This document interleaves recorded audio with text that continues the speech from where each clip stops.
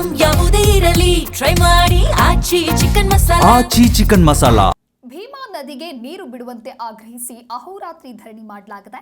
ಅಫ್ಜಲಾಪುರದ doctor B R Ambedkar ಪುತ್ಥಳಿಯ ಬಳಿ ನಡೆದಿರುವಂತಹ ಧರಣಿ ಇದು.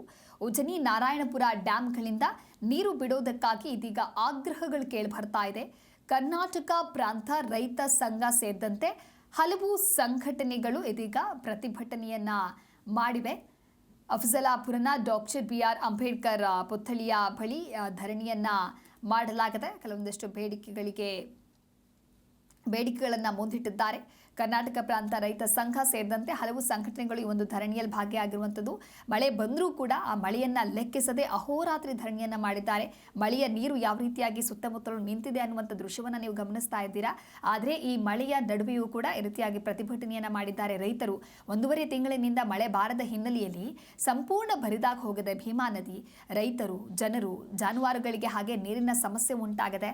ಹೀಗಾಗಿ ನೀರನ್ನ ಬಿಡುವಂತೆ ರೈತರು ಧರಣಿ ಮಾಡೋದ್ರ ಮೂಲಕವಾಗಿ ಒತ್ತಾಯ ಮಾಡಿದ್ದಾರೆ.